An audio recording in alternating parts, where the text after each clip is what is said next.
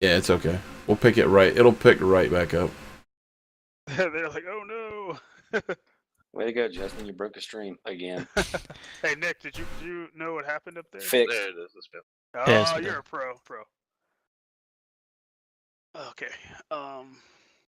Yeah, I saw that. I was like, uh-oh. All right, give him like 2 minutes, and it'll be all good to go. Gotta love that. You get so many people on your stream that crash it. Twitch loves to do that. I was going for 12 solid hours, or I'm sorry, it was 14. It was almost 16 hours straight with no issues, and all of a sudden, Twitch decides to say "fuck you." All right, I think we're about there. Let me check my console. All right, we're back. Go ahead. Anyway, take two on talking about the female models. Yeah, so the female models, like we were saying before, that just comes down to a rigging issue. Getting it perfect is what we're all about for that. So you can play those female characters. As far as males playing females and things like that, and vice versa, that can be a sketchy subject because of how far we're going with roleplay. So if you're a male and you play a female, it's kind of more of you're kind of stuck in there, I guess you would say. So if you're going to be a male that plays a female, I hope that's truly what you want to play.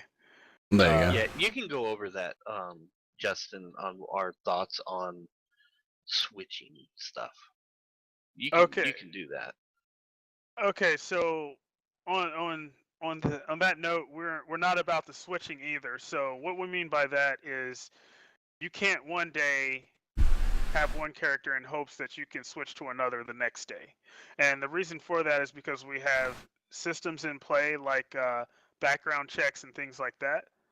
So if you keep constantly switching to different characters, we can't roleplay that out properly. So we want you, whatever character you make is kind of like the character you are. So if you decide to be a drug dealer and everything from the beginning, that's in your record. So it's going to be a little bit more of a hassle for Heelshot to hire you onto his trucking company if he doesn't trust you when he looks at your record. So you have to make those decisions. That's why we say which path will you choose, because that's totally up to you what you do. Not saying that you can go to rehab. Maybe we'll make a rehab facility or something like that. You can turn your life around. You went through rehab and you can prove it. Things like that. So you can get your life back on track, because we don't want to totally shut your life off if you did start out bad or start out good and go bad, and then you're trying to go back good. We don't want to block you off from doing so and kind of stick you in today's society where if you do something bad in real life, you're just kind of screwed. So we want to give you the opportunity to bounce back. I was gonna ask you about that. What do you guys think about permadeath for a character eventually? What do you guys think about that? Is that something? Is that something that you guys are looking towards? You could say maybe or maybe. We do have a special system that we don't want to talk about on. All right, that's good. In depth on that, I mean, it's unique from any other community. I got what you're saying. So basically, I can have a season. All right, to paraphrase this for streaming purposes, I can have a season 1 character that could potentially never be there anymore. Like he could die. No. That's why. Okay, just leave it as it's going to be a mystery. All will be revealed in good time. Yes, it will. Yes, it will.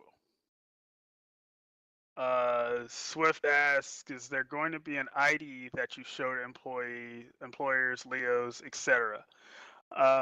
Actually, we talked about this a few days ago, I believe it was, wasn't it, Andy? Yeah. I'll let Andy take that one. Well, I mean, with the physical inventory, things like that are 100% doable. To get it so that, for example, when Elio's showing his badge, if he's undercover, for example, I mean, we'd have to look at you actually being able to either slot that or somehow otherwise flashing it. But I mean, it's definitely something that we can 100% do with the physical inventory that we want to do. Well, here's something that comes to mind. In the contextual thing, we're talking about the contextual action contextual menu. There could be maybe an option to show ID, and then it literally would put maybe like an ID in your hand, or I don't know. There's tons of different solutions, but just off the top of my head, a contextual menu that then pops up a portion of the screen and shows you that person's ID. That sounds pretty cool.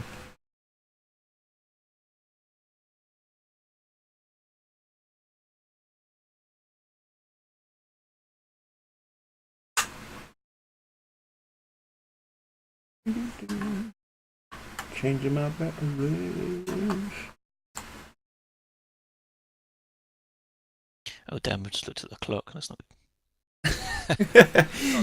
All right, I'm 100%. If you guys are done, we can stop it here and do more goodies to come. If you guys want to, you can talk about one last thing so you guys can get some rest. So you got one more subject in you guys. Let everybody know what's going on. The floor is yours. Which one?